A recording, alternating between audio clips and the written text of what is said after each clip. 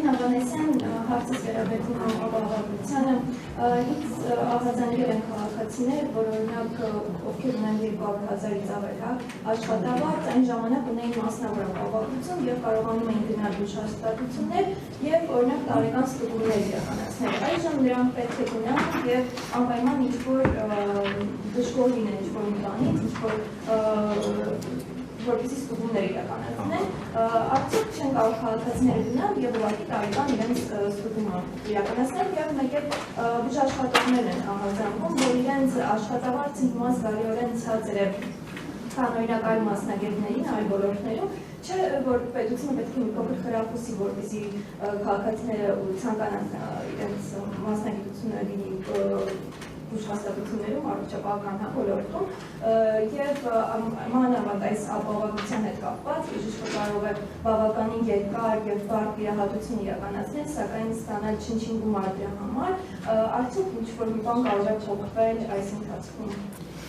Մի քանի արձանագրում անեմ, նախ ձևակերպումը ճիշտն ասած զավեշտալի է, որ անպայման պիտի դժգոհ լինի, որ գնա։ Ինչից դժգոհ լինի։ Կա կոնկրետ դժգոհության առիթ, խնդրեմ ներկայացրեք, թե ինչն է դժգոհության առիթը, բայց ձևակերպել, որ պետք է անպայման դժգոհ լինի, ինչից դժգոհ լինի։ Հաջորդը մենք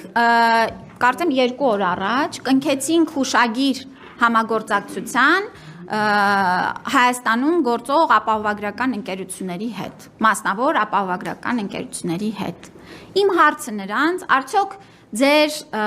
ուրեմն հաճախորդների հոսքը պակասել է, այսինքն այն գործատուները, ովքեր ուզում են լրացուցիչ ապահովագրեն իրենց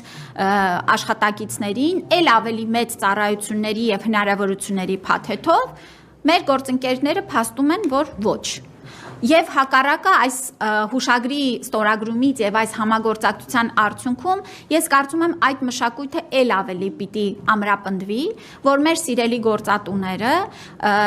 աշխատողներին լրացուցիչ երաշխիք տան պլյուս փաթեթների տրամաբանությամբ։ Սա հաջորդը։ Մեր սիրելի քաղաքացիները, ովքեր առողջության համընդհանուր ապահովագրության շահառու են, կարող են գնալ եւ տարեկան զննումները անցնել։ Եվ մենք դա խրախուսում ենք եւ պիտի ասեմ, որ գալու է մի օր, որ դա դառնալու է պարտադիր։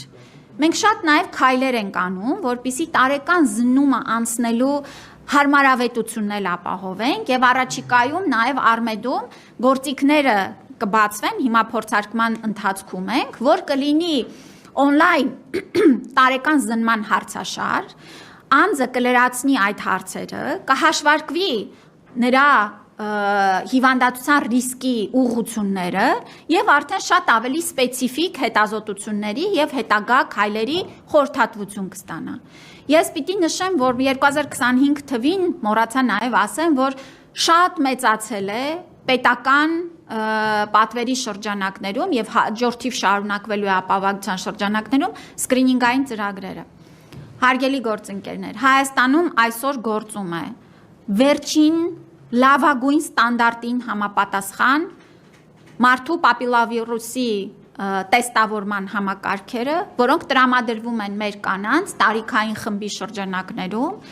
եւ սա կարծում եմ շատ մեծ ձեռքբերում է։ Այն շատ ավելի պարզ է, շատ ավելի խնայող է, հեշտ է եւ վստահաբար ավելի մեծ արդյունքներ է տալու մեր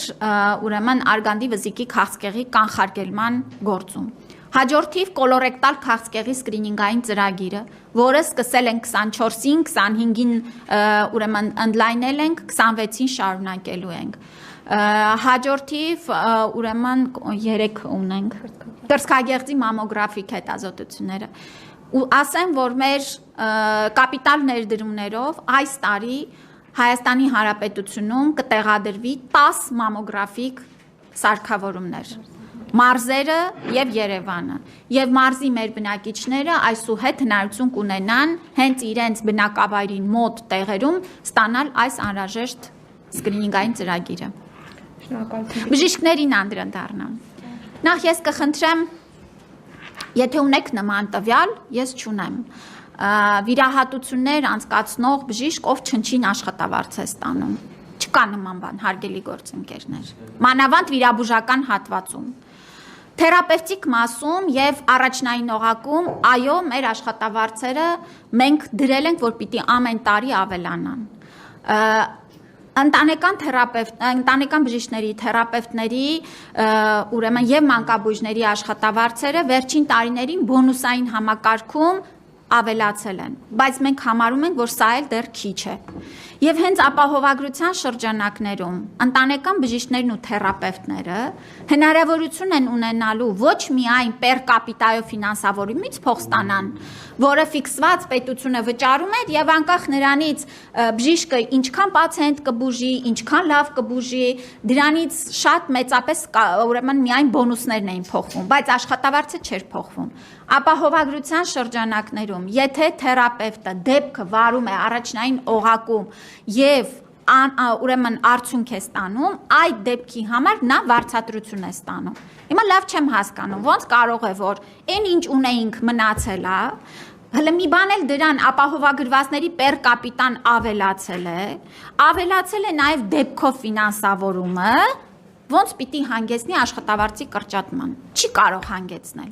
Այո, առաջին այս 2 ամիսը հարգելի գործընկերներ, բժշկական կենտրոնները ունեն ներքին վերաբաշխման եւ ծառայությունների համամասնությունների փոփոխություններ, որոնք պիտի հասկանանք ինչպես ենք վերադասավորում։ Այո,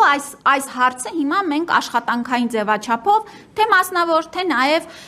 ուրեմն պետական բժշկական կենտրոններում իրականացնում ենք։ Այո, շուկան փոխվել է եւ ամեն բժշկական կենտրոն որոշակի ներքին վերահաշվարկների աշխատանք պիտի իրականացնի։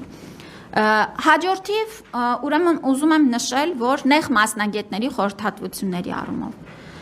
նախկինում պոլիկլինիկայում նեղ մասնագետը ընդհանրապես դեպքի մասով գումար չէր ստանում։ Ասում էինք պեր կապիտայով մեկ անձին տվել ենք տարեկան գումար, դրա շրջանակներում հաշվարկած ուրեմն քանի կցագրված բնակիչ ունի, այդքան փող էր ստանում եւ մեր նեղ մասնագետները իսկապես շատ քիչ աշխատավարձ էին ստանում։ Հիմա սրա արդյունքում ասում ենք հարգելի նեղ մասնագետներ, դուք ամեն խորհրդատվությունը իրականացնելու դիմաց վճար եք ստանալու։ 2000 դրամ խորհրդատվության գումար չունենք, մենք ունենք 3000 դրամ, եթե խորհրդատվությունը տվյալ պոլիկլինիկայում է իրականացվում, որովհետև այստեղ էլ պիտի հաշվենք։ Ֆինանսավորում ենք պեր կապիտա, այսինքն այն 3000 դրամը, որը պիտի գնար վարչական ծախսերին, իրականացվում է պեր կապիտայով։ 6000 դրամ, եթե խորհրդատվությունը իրականացվում է ոչ կոնկրետ տվյալ քո կցագրված պոլիկլինիկայում, եւ իհարկե հնարավորություն ունենք այնտեղ նաեւ այլ ծառայություններ կան, որոնք հիմա այսպես շատ անունները չշփոթելու համար չեմ ներկայացնի, բայց կարող ենք ցանկից ձեզ տրամադրել։